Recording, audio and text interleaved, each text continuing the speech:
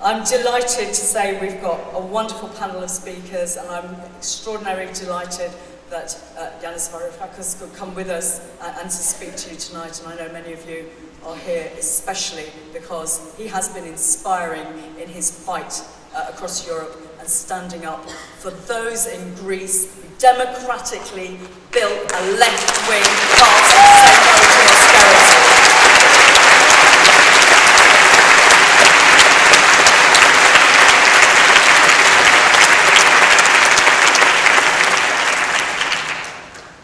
And I am delighted to ask our first speaker to kick us off this evening as we explore these many themes that are all essential to a better world and a better future.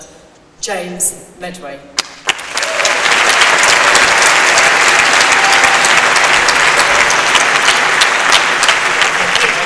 Thank you for the invite to speak at what is clearly an extraordinary meeting in extraordinary times.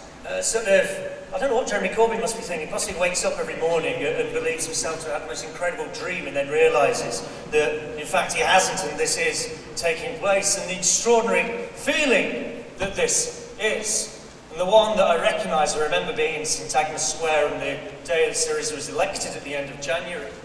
And the extraordinary feeling again on seeing, and this is quite incredible, the newly elected leader of the Labour Party immediately going to address a massive demonstration, the biggest demonstration on this issue, I think, there has ever been in Britain, in defence of refugees and migrants, and speaking as leader of the Labour Party.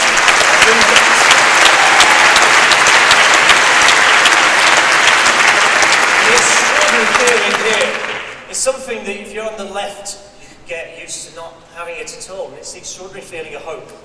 That finally what you get, after years of being told by succession, and this is the most poisonous part, by succession even of Labour ministers, of Labour Prime Ministers, that if you believe there is something better than what we have, if you believe that it's not necessary to tolerate a world in which a tiny handful of people have access to all the resources, all the wealth, all the power they wish, and the rest of us do not, if you don't want to live in a world where that wealth is privileged above the defence of the environment, that if you believe any of these things, to be told for years that you are wrong, that you are on the wrong side, that you need to keep quiet, you keep out of the way, you don't bring any of these ideas forward, you don't argue any of this case, to see that crumble, and to see that crumble, I think decisively in what happened in the Labour leadership election, is an incredible thing, and that's where the hope starts to come through.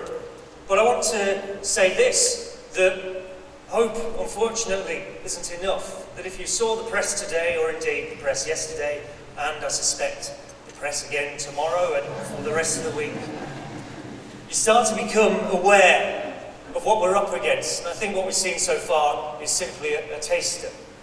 The story put about that the Labour Party itself is in disarray, that there is fighting, that various... Who was it? Jamie Reid? Who stepped down at the first... If anybody had heard of him, apparently he was a minister, who stepped down, I think, within 30 seconds of the Corbyn result being announced. These people have chosen not to, well, respect, actually, the vote, the overwhelming mandate that Corbyn received. I think a voice to come. And it's a taster because of this.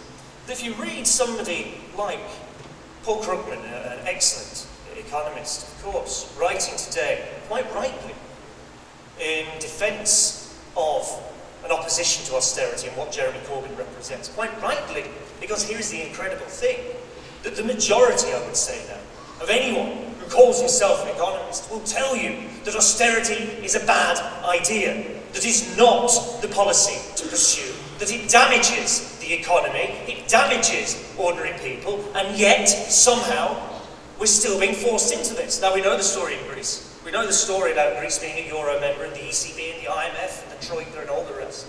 But here we don't have any of that, and yet we're being forced into a policy that the majority of economists, the majority of people who are concerned about their credibility as an economist would say is simply the wrong policy, and yet it's still there. So Krugman and others would say, well, it's ideology.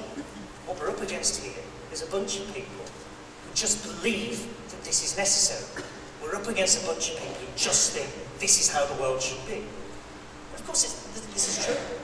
We are up against a bunch of people who believe in a shrinking the state, who cry tears at Margaret Thatcher's funeral. It's the loss of everything that she represented, who believe themselves to be continuing her revolution and extending it. They believe all of this. But I think it's much worse than that, and therefore a far harder fight than that, because we aren't just dealing with bad ideas here. We're dealing with bad structures. We're dealing with power. And we're dealing fundamentally with the way that power is distributed in this country. And at the centre of that distribution of power is our financial system and the institutions it represents. And if you want a reason as to why austerity is being forced on all of us here, it's not just ideology. It's because we have an economy that's now structured entirely around the needs and requirements of that financial system, the largest relative to the size of the economy, or one of the largest anywhere in the world, and the needs and demands of that financial system are actually rather clear. That we saw what happened in 2008. We saw that after years of being told by, frankly, people who should have known better, by Gordon Brown, no return to boom and bust, being told by the same people who told us that all our ideas were wrong and this was the only way forward, that we do a deal in practice with the financial system, that we allow the people running these institutions entirely off the bench, you let them invent increasingly ridiculous products to trade amongst themselves, enrich themselves enormously, but this is fine because it means no return to boom and bust. How wrong that turned out to be in 2008 is measured by the appalling situation we find ourselves in now, the immense costs that we were forced into paying, didn't have to pay, but forced into paying for the bailout of that financial system. The £1.2 trillion in total that the International Monetary Fund says that the bailouts cost, the immense expense of maintaining that system and keeping it in place and keeping those institutions exactly as they are, with almost exactly the same people running them. That is the cost that is being forced on us. And if you want to know why we have austerity now, it's because they know that that cost can exist. They know that if you run a financial system of this scale and scope and complexity, it will crash. And believe me, it will crash again. And they know that if they have to bail it out again, they need what they like to call fiscal space in order to be able to do that. Now that fiscal space is the space that we all live in. That fiscal space, that space where public services worthy of the name exist, where there are decent jobs, there is decent pay for those jobs. That space is where we all live, and it is that space that this monster at the heart of the British economy demands we must stamp out of existence. And it is surrounded, of course, by institutions of its defence. The Bank of England, always bear in mind a central bank is there in the first instance to look after other banks. It's not there to look after the rest of us. The Treasury, the institutions, the City of London itself, immensely powerful concentration of historic power, of institutional weight, surrounded, of course, by media. We are, at this point, up against this, in a fight, I think, bigger, certainly, than I would remember during my lifetime, bigger, perhaps, than we've seen since the great struggle of the miners' strike. But if we are serious about ending austerity in this country, it won't be enough to change the ideas of the people at the top. It won't be enough to think that if we get some economists together and they say it's a bad idea, the ideas will change and that's it. If we want to end austerity here, if we want to defend the gains of the labour movement, the historic gains that people have fought for over the years that are now challenged in the most fundamental way, we have to ourselves challenge the powers that exist in this country. We have to seriously confront the need to transform how every part of this economy operates. Break up the banks. Stop and halt and end the trading and the gambling that takes place in the City of London. Break up the power of the Corporation of London, this hideous secretive body that oversees it all. Force the Treasury to no longer act as a shill, of course, for financial interests. That these are the demands that we now have to start making.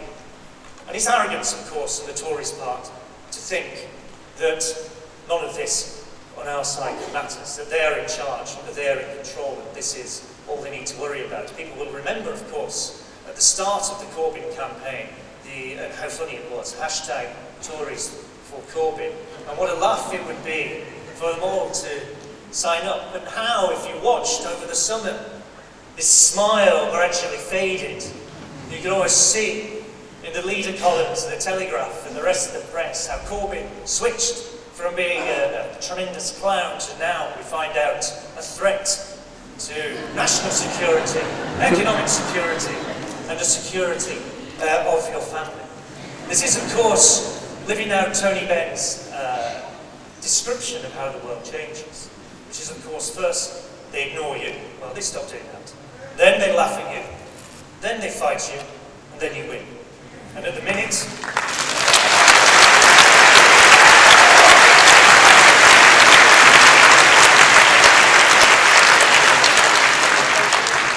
right now we're still fighting, and we've taken, I think, a major step in that fight, in the incredible landslide victory of Jeremy Corbyn on Saturday. But the next step, I think, at this point, is to take on the arrogance. In Greek tragedy, they call it hubris, of course. The hubris of the Conservatives in choosing to locate their party conference in Manchester, the city where the Labour movement, one of the cities where the Labour movement was born, the city of Peterloo, the city of Chartism, to locate their conference here, to parade as if they're lords and masters of all this today. This is hubris. And we all know, of course, what follows hubris on the part of the high and the mighty. It's nemesis, it's the end, it's the finish. And this week is the beginning of the end. For George Osborne, for David Cameron, and for the authority that they represent.